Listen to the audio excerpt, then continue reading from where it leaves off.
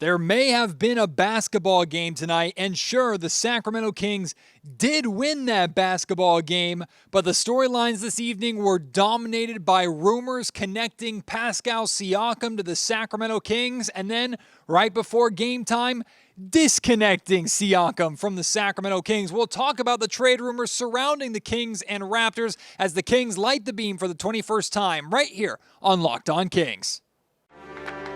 You are Locked On Kings, your daily Sacramento Kings podcast, part of the Locked On Podcast Network, your team every day. And now, ladies and gentlemen, it is that time for another episode of Locked On Kings.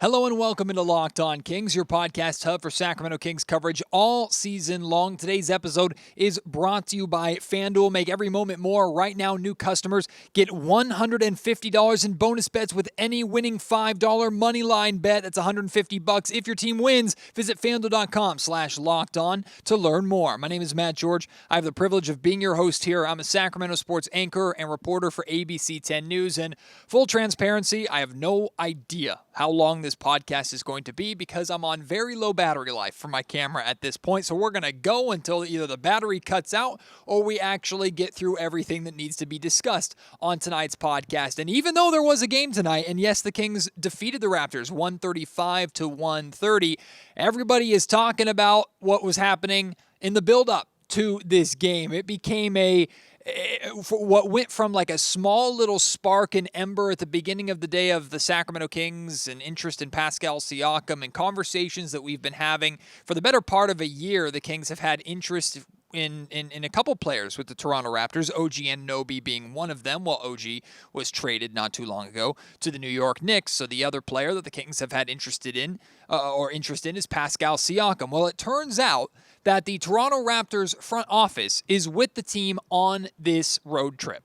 I don't know if that's to escape kind of the cold of Toronto, Canada right now and enjoy the California sunshine a little bit, or if it's a business trip. But it seemed like there was a lot of business happening today as with the Toronto Raptors front office in town, the Sacramento Kings front office obviously being here, you have to imagine meetings were had, conversations were had, because over the hours as we went from morning to afternoon, afternoon to evening, and evening to a couple hours before tip-off, it went from, hey, the Kings are interested in Pascal Siakam to, hey, the Kings are emerging as a front-runner for Pascal Siakam to, hey, the Kings are very, very serious contenders to land Pascal Siakam. So when I arrived here at the Golden One Center tonight, I didn't know if we were going to have one of those weird moments in the NBA where a trade takes place between two teams who are actually playing each other. Now, there was no scenario where a deal could happen to where Harrison Barnes and Pascal Siakam or whoever the Kings traded for Pascal Siakam, they would swap benches and swap jerseys and play against each other. That's not how it works. There's physicals and trades have to be approved by the league office and stuff like that. So maybe we would have had a situation similar to what Harrison went through in Dallas when he was traded mid-game by the Mavericks and he just stayed on the Mavericks bench and supported his team for the rest of the game. I don't know if that would have happened tonight, but we were anticipating, like, hey, let's keep a look at the inactive report for tonight, because what if all of a sudden, an hour before game time, Harrison Barnes no longer available, a late scratch, Pascal Siakam, Kevin Huerter, a late scratch, no longer going to play, looking for the tea leaves, looking for the signs that a deal was actually going to get done. And then, about an hour before game time, Shams comes over over Twitter or X or whatever the hell you want to call it, and then he reports that the Kings are pulling out of negotiations for Pascal Siakam. So a whirlwind of events involving these two teams, and whether it was an expedited process because both teams weren't making phone calls, they were actually meeting and discussing it in person or not. This move could be a leverage move. There are a lot of scenarios about the Kings pulling out of talks that could make sense or could be what's happening. The first is, like, maybe it's a leverage play for either team, right? Like, think about this. The Toronto Raptors, their next game is against the Golden State Warriors. Well, if the front office staff is traveling with the team right now, that means they're probably going to be going down to San Francisco, to the Chase Center, to watch that game as well, where the Golden State Warriors are a team that also reportedly has interest in Pascal Siakam. They're a team that is looking to save their season by making some drastic moves. There's a massive disconnect right now between their organization, specifically head coach Steve Kerr, and their younger players. Jonathan Kuminga reportedly has lost faith, so he might be on the outs. Moses Moody is probably getting close to that. He might be on the outs. The Warriors are seemingly trying to save their season and salvage this tiny window of the dynasty that they have left by maybe adding a player or a veteran of Pascal Siakam's status to give them one last push in the playoffs this year. And who knows if Pascal is going to re-sign with the Warriors or whatever. So maybe this is a leverage play by the Toronto Raptors. Maybe they're saying, okay, we're going to go down to the Golden State Warriors, and now we can say, hey, we had extended conversations. The Kings are very, very interested. They put this, and this on the table, which we don't know what the Kings offered. Could be a combination of Barnes, Herter, Davion Mitchell, and draft picks. I'm sure the Toronto Raptors asked for Keegan Murray, and the Kings probably went, haha, no. I have no idea what the Toronto Raptors are asking for Pascal Siakam from the Sacramento Kings, but they can lay that out to the Warriors and basically say, hey, beat that offer. Or it could be a leverage play from the Sacramento Kings where they go, look, we're in a power position here. We'd love to have Pascal Siakam. We think he's the missing piece to help us really contend this year, but we're not going to be stupid about it. We're not going to make a knee-jerk reaction. If you really think you can take advantage of a team, if you really think you can go take advantage of the Warriors, go ahead, take advantage of them and see if they get you a better offer than what we are offering you. This is what's on the table. Take it or leave it. We're not going beyond this. So that's a potential scenario. It could be that the current asking price, like I mentioned, for the Raptors from the Kings, from the Raptors for the Kings is too high, including Keegan Murray. Maybe they're asking for 2 or more first-round picks in addition to some combination of Herter and Barnes and Davion Mitchell, or maybe another player in there that we're not expecting. And the Kings just aren't willing to put that much on the table or trade that much and mortgage that much of their future. Or maybe the Kings aren't comfortable enough to mortgage that much of their future because they don't have a good indication as to whether or not Pascal Siakam will actually re-sign with the organization. And the Kings are not going to trade multiple first-round picks, or Keegan Murray certainly, for a 3 or 4 month rental that maybe makes them contenders this year, probably puts them in the conversation, but they're still behind teams like the Nuggets, teams like the Bucks, teams like the Celtics, right? There's a lot of teams still ahead of them on that ladder, even if Pascal Siakam were to join the Sacramento Kings. So there's a lot of reasons why this could just be like a leverage play. And one thing I think for sure is that I don't think these conversations are over and done with. Like Shams' tweet suggested that like the Kings are out of it and they're done. They're pulling out of the conversation for good. I don't think that's the case at all. We still have a month before the trade deadline. I do think the Kings have significant interest in Siakam. I think these conversations are going to pick back up. They're going to be revisited. It would not surprise me in the slightest if this picks up steam again, maybe next week. Maybe as early as the end of the weekend, depending upon what happens with the Golden State Warriors. Who knows? But we'll have to wait and see on that. So don't worry.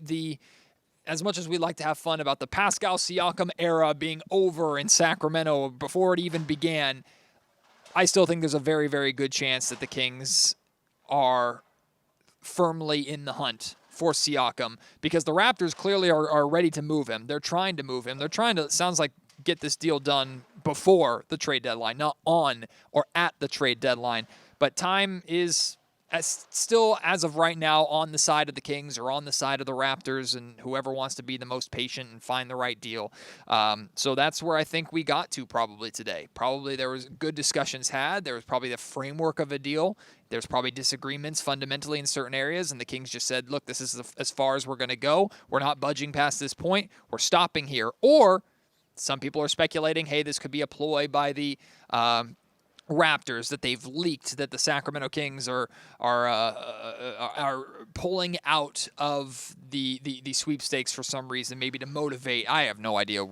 There's so many different weird ways that trade deadline season happens and trade deadline season goes. So take each bit of news that we hear with a grain of salt. Understand it's just kind of how the process works, but the one thing I feel most confident in is that this isn't the last we've heard of the Sacramento Kings and their interest in Siakam. Now, there are other options potentially out there for the Kings to pursue if Siakam is off the table or if the Kings don't end up getting a Siakam deal done. One of them is Kyle Kuzma. And I had some discussions on social media with different Kings fans and stuff about this, about what Kyle Kuzma would cost. I think the Washington Wizards, believe it or not, are in a better position to demand more draft compensation for Kuzma than the Toronto Raptors can demand for Pascal Siakam. Not because Kuzma's the better player, absolutely not. Siakam is definitely better than Kyle Kuzma, but Kuzma is on not just a contract, so the Kings know if they acquire Kuzma, he's going to be under team control. It's one of those really good contracts that Harrison Barnes signed before this current contract that he's on, where it goes down by $2 or $3 million every single year. So the contract gets easier to move on from and less taxing on the team the deeper into that contract it goes. So it's actually a pretty good contract considering Sacramento's scenario of trying to re-sign Malik Monk and wanting to maintain flexibility financially long-term to maybe make some other moves to maximize their contendership window down the road. It gives them options. So maybe the Kings would be more willing to give up multiple picks in a Kuzma trade, believe it or not, than they would for a Siakam trade because of that situation. So that's a possibility. Of course, with the Golden State Warriors and Jonathan Kuminga seemingly on the outs, Kuminga fills a position of need, is a good, solid young player. I would not hate at all to see Jonathan Kuminga here in Sacramento. Two things there. I don't know how much the Warriors are going to want to play ball with the Sacramento Kings. Number one, I don't know if they're petty enough to say we're not trading anybody to you, but who knows? Number two is the Warriors' financial situation is an absolute mess. They cannot take on very much salary at all. I think the most that they can take on is like $700,000 or something like that. So they're going to look to acquire veteran talent for young players, and the young players that they're trying to trade because they're on their rookie contracts are not being paid that much money. So I think Kuminga's being paid $6 million, right? So the Sacramento Kings could give them Davion Mitchell for Jonathan Kuminga, I believe, because that's a $5 million for $6 million swap. I think that's how it would work or how it would go. So that would save the Warriors a little bit, but I don't think the Warriors are going to accept just Davion Mitchell for Kuminga. They're going to want more. The Kings are going to maybe put Harrison. Well, I don't think Harrison Barnes would be the guy to return to the Golden State Warriors. Maybe they put Kevin Huerter on the table. Well, Kevin Huerter's $13 million per year, I think, is what he's making. The Warriors cannot afford that. I don't think they could afford it even if they combined Moses Moody and Jonathan Kuminga together. And if they do that, they're not going to give you both of those players just for Kevin Huerter. And I don't think from conversations that I had that the Warriors are that interested in draft compensation. They are interested in getting better and trying to win right now. They don't care about their future clearly because they're not valuing the young developmental players that are on their roster right now that could help them have a brighter future. So I think the Warriors are a messy, messy trade partner. It's one of those things where if the Kings wanted to land a Moody or a Kuminga, there probably would have to be a third or maybe even fourth team involved to make a deal like that happen. But my point in laying all this out is that this is trade season, man. It's picking up. It's getting crazier. The Kings are going to be connected in a lot of things. The Kings are expected to be big players at this trade deadline. They recognize that teams like OKC and Minnesota and other teams in the Western Conference are just as good as them, if not getting better, and they're young as well, so they don't look like they're going anywhere, and they have assets to get even better, especially in the case of the Oklahoma City Thunder. So the Kings are trying to compete today. I don't think they're going to make a big, foolish swing for the fences type move for the sake of making a move. Monty McNair is still going to be as smart and patient as he could possibly be, but it's not one of those scenarios like maybe we thought 2 or 3 years ago where the Kings could just put themselves in a position to rise in the West and establish themselves as a top team in the West after the Warriors and Lakers and Suns and these older dynasty teams started to die out. There's a lot of teams that had that same mindset. The West is very, very talented, and a lot of those talented teams are just as young, if not younger, than the Kings are. So Monty might be feeling the pressure a little bit. I think we're going to hear a lot of rumors and a lot of conversation involving the Sacramento Kings as this month of January turns into February and the trade deadline gets closer and closer. Speaking of which, Next week on the Locked On Kings podcast, I'm going to have Sean Woodley from the Locked On Raptors podcast. He'll join me. We'll talk about a Pascal Siakam trade. I'm going to have Kyle Madsen from ESPN 1320, who has great connections not just with the Kings, but also with the Golden State Warriors. We'll talk about Kuminga and Moody. These conversations are just starting here on Locked On Kings. Now, why don't we actually talk about the basketball game that happened between the Kings and the Raptors tonight here inside the Golden One Center? We'll get to that in just a second. Today's episode of the Locked On Kings podcast is brought to you by BetterHelp. I've talked many times before here on the Locked On Kings podcast about the importance of mental health and how important therapy has been to me. It's made a big impact in my life, going and seeing a therapist. I started that during COVID, and I've continued to see my therapist pretty much on a monthly basis. He's helped me through many different aspects of my life. The Sacramento Kings just recently had a mental health awareness game, and Davion Mitchell spoke about how therapy has helped him. And look, I imagine players are under a lot of stress right now with trade deadlines and stuff like that and the expectations on their shoulders and things like that. So therapy is important for them, but therapy is important for everybody. And if you're thinking about giving therapy a try, two things. Number one is I want you to know no problem is too small for therapy. You might have been like me or might be like I was, where I was like, I have issues and stuff like that, things that I struggle with, but it's not that big of a deal, or I don't need to see a therapist about it because it's not like a massive, serious, significant issue or anything like that. I promise you, so many who are going to see therapists right now had those small problems that turned out to be much bigger, and they still needed that help regardless of how healthy mentally they thought that they were. I know I'm speaking for myself there. If you're thinking of starting therapy, BetterHelp is the right place to go. It's entirely online, designed to be convenient, flexible, and suited to your schedule. Fill out a brief questionnaire, get matched with a licensed therapist, and switch therapists anytime for no additional charge. Celebrate the progress you've already made. Visit BetterHelp.com/LockedOnNBA today to get 10% off the first month. That's BetterHelp, HELP.com/LockedOnNBA. Oh boy, I'm looking at my battery life ticking down and down and down here, so let's speed through the rest of this podcast. Sorry about this, but let's talk about the game tonight. Let's talk about the trade pieces that participate in the game tonight. First and foremost, Pascal Siakam, 18 points, 9 assists, 4 rebounds, 2 steals, 1 block. Wasn't as good of a performance from Siakam as I expected we would see, but we got glimpses and flashes of, oh man, if the Kings had that on their roster, oh man, Pascal Siakam did. I mean, Siakam had 9 assists tonight. Like that's pretty impressive as a forward, how much he's capable of doing that. I still have questions, and this is a conversation that we could have for another day about how Siakam and Sabonis would coexist, but again, that's a conversation for another day. But Pascal Siakam was impressive tonight. You know who was very impressive was Harrison Barnes, HB, who's big time connected in all trade rumors at this point in time. He was really, really good tonight. 16 points, 5 of 8 from three-point range, 4 rebounds and 2 assists. Got to give HB his props. If the Kings were hoping for a good performance from Harrison or Kevin or Davion to help change the Raptors' minds a little bit or tell them, see, this is a guy that you could have on your roster. Harrison understood the assignment because he played really, really, really well tonight. Kevin Huerter, only 3 points, only took 2 shots off of the bench. I want to have a bigger conversation when I'm not losing battery life about Kevin in the near future, but I do, of course, think Kevin is to blame in some aspects and be held accountable for the struggles that he's had and his inconsistencies and his inability to step up and meet the expectations of Mike Brown and the Sacramento Kings in order to become a great team, of course.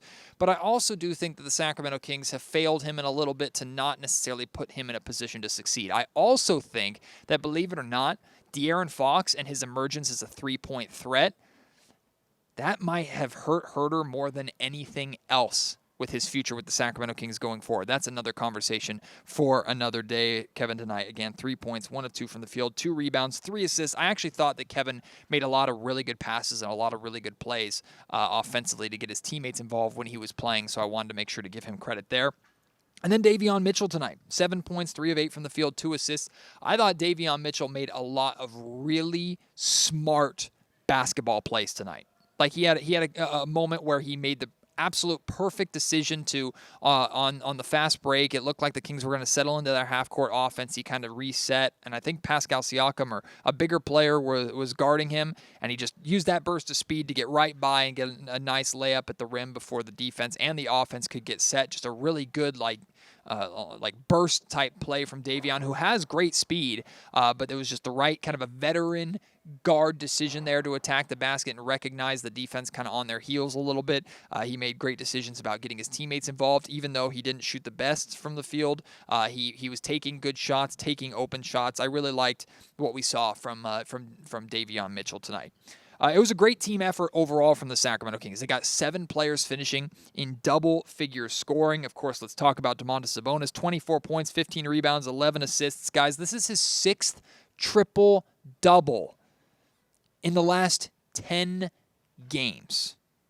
The man has been on an absolute tear. Now, you heard me after the Kings win over the Orlando Magic a couple nights ago, rant and scream and yell about Sabonis not getting the respect and the attention that he deserves. And while I do still think that is the case, I don't need to rehash that and scream and yell today. Plus, battery life says I don't really have time to do so, to be completely honest. So maybe thank or don't thank the battery life for that. But you got my point on that. There's no reason to keep hitting that nail over and over and over again or beating that dead horse. Although I will continue to point out what Sabonis is doing and make sure that that is getting the attention it deserves when other people and other outlets and outside of the city or in this city are not giving it the attention that it deserves. De'Aaron Fox actually spoke at shoot-around today. He spoke before lighting the beam in front of the Kings crowd, and then I asked him a question after the game, and he spoke about Sabonis not being mentioned in the first round of All-Star voting and that he absolutely should be, but Fox basically said, look, the coaches are going to get it right. The coaches know what he's doing. He's going to be fine. He's going to make it into the All-Star game. I certainly hope that he is correct, and it's not so much about Sabonis being labeled an all-star again. It's just Sabonis being recognized for how dominant he is, and the stretch that he is on right now is simply sensational. It's his 8th triple-double of the season. That's second behind Nikola Jokic, who has 11. So Sabonis is on Jokic's heels a little bit. Again, I've said this a million times. I'll continue to say it. Sabonis is doing something that only a multi-time MVP is doing. Better or more. That deserves a lot of attention. Speaking of De'Aaron Fox, 24 points tonight. Still wasn't his best game, and a decent bounce-back performance after his struggles against the Orlando Magic. Had some big buckets in the fourth quarter as this game got way too close, and I want to talk about the Kings kind of getting sloppy with big leads. They've done it a number of times this season. We'll get to that in just a little bit, but Fox had 24 points tonight, 4 assists, 2 steals, 1 block, went 1 of 3 from three-point range. In the last couple of games, he's cooled off a little bit from the perimeter. What I liked about tonight's game is even though the Kings were playing a team with a lot of length and a lot of athleticism, and James Ham made a good point after the game. It's like the Raptors just kind of copy and pasted skinny 6'7" to 6'11" players that just take up a lot of room and can disrupt a lot of shots. Well, De'Aaron went right at them. He was trying to attack the basket. Still wasn't a great, efficient scoring night for De'Aaron, but he didn't just settle for the three-pointer. He got downhill, got to the rim, which is something I've been asking more of him, so I'm happy about that. That deserves recognition and praise, and overall, he and Sabonis combined to lead the Kings in scoring tonight, and of course, help the Kings secure the victory. Malik Monk, 15 points off the bench, also 9 assists, his second straight game with 9 assists, and my favorite number for Malik, he played 32 minutes tonight. Still came off the bench. I spoke a lot after the Magic game about how I think it's time to consider Malik as a starter, or to consider starting Malik, should I say. I know Mike is very set and very happy with Malik and what he brings as a sixth man coming off the bench, so maybe the best compromise is just to play him at least 30 minutes a night. He's averaging 25 on the season. Tonight he got 32. He just needs to be on the floor more, and good things happen typically when Monk is on the floor like he was tonight. Trey Lyles, 12 points, 4 of 5 from three-point range, also had 3 rebounds. I will never stop gushing about Trey, how perfect of a fit he is here in Sacramento, how much I love that the Sacramento Kings acquired Trey Lyles as like a bonus addition to that 3 or 4 team trade that sent Marvin Bagley to the Detroit Pistons. Dante DiVincenzo was like the main acquisition for the Kings from that trade, but Trey Lyles also came over, and he ended up being not just the best piece that the Kings got, arguably he was one of the best pieces in that trade period, and he's found a home here in Sacramento. I love the role that he plays, and when he's knocking down shots off the bench, good Lord, the Kings are difficult to beat. Speaking of which, the Kings were amazing from three-point range tonight. They shot 55%, 21 of 38 from three-point range. Trey had 4 of those. Harrison Barnes had 5 of those. And another guy who had 4 of those was Keegan Murray tonight. Again, second double-double in a row for Keegan. 18 points, 12 rebounds, 4-4 from three-point range. He was everywhere tonight. And as the Kings were building their 23-point lead over the Raptors, Keegan was giving the Raptors all sorts of fits. He was all over the glass, grabbing boards, was moving around the perimeter. He got going with 3 of his 4 made threes in that second quarter. Keegan was awesome tonight. Just another example of, man, given another year or two, when this young man figures it out, yeah, he absolutely can be a third scoring option and a third star for the Sacramento Kings, because when he's playing this good and he's not even being featured as much as he should be for a player of his talent, boy, oh boy, the Kings certainly have a diamond in Keegan Murray. But I mentioned that the Kings have not done a good job at times this season protecting big leads. They kind of take their foot off the gas a little bit. Mike Brown admitted as much. I'll talk about that more here in just a second. Like I said at the top of the show, today's episode of the Locked On Kings podcast is brought to you by FanDuel. The NFL regular season is wrapping up, but there's still time to get in on the action with FanDuel, America's #1 sportsbook. Right now, new customers get $150 in bonus bets guaranteed when you place a $5 bet. All you have to do is put $5 of your own money down.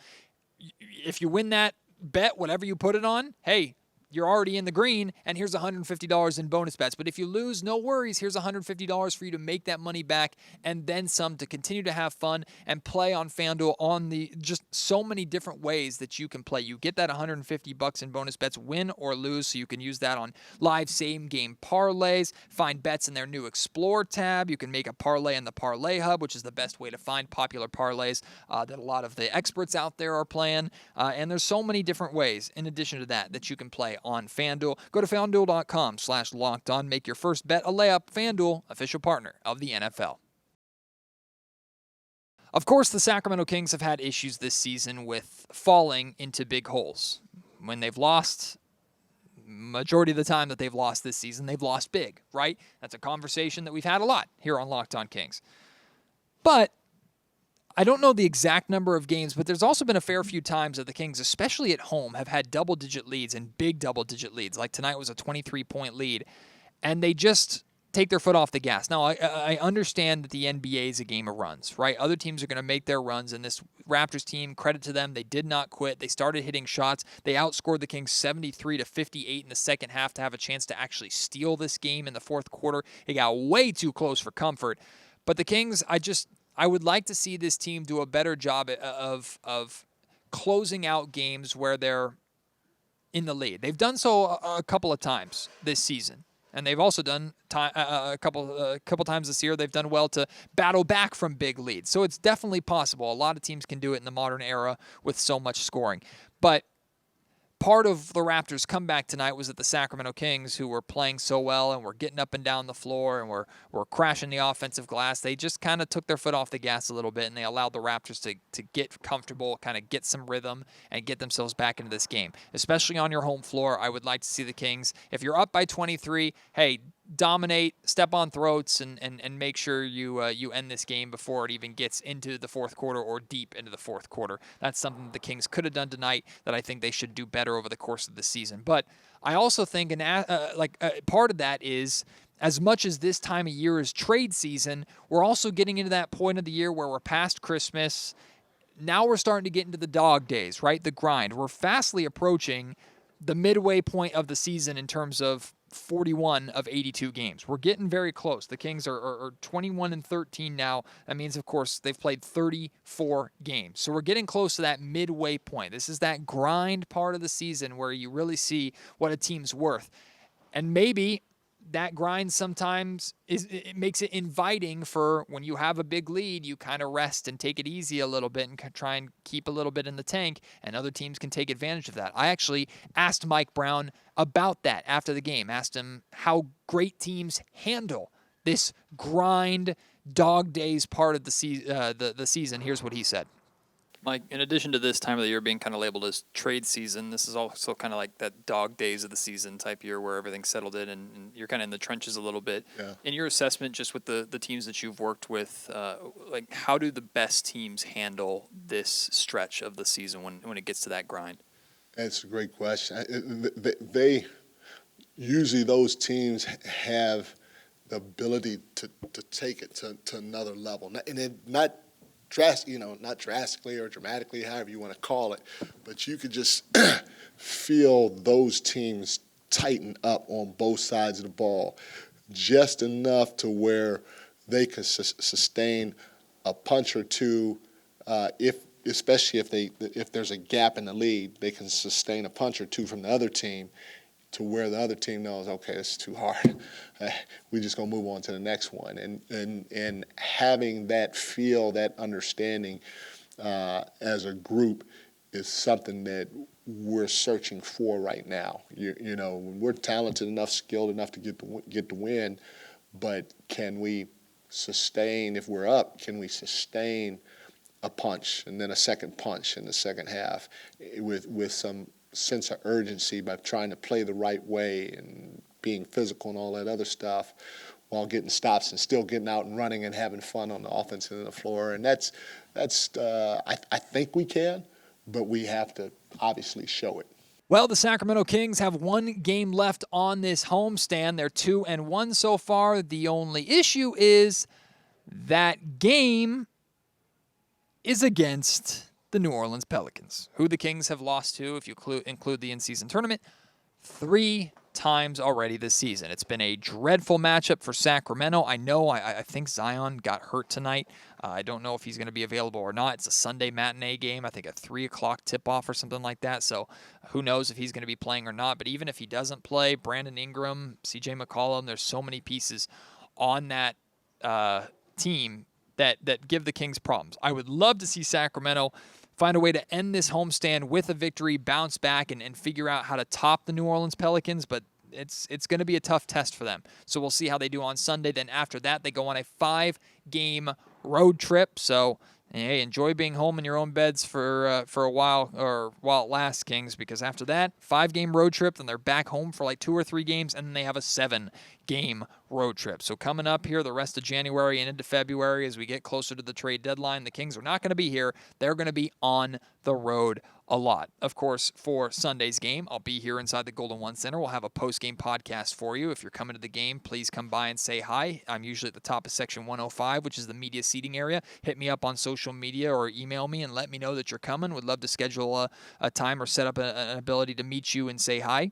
And then, of course, as trade season continues and the more rumors that the Kings are involved in and the conversations that are happening, you can expect full coverage of that and then some here on the Locked On Kings podcast. Like I mentioned, next week, I'll have 2 different podcasts with guests discussing the Toronto Raptors and Pascal Siakam and the Golden State Warriors and Jonathan Kuminga and Moses Moody. So keep an eye out for that. Appreciate your support as always. Can't wait to have you join me on the next episode of Locked On Kings. Until then, my name is Matt George. You've been listening to the Locked On Kings podcast, part of the Locked On Podcast Network.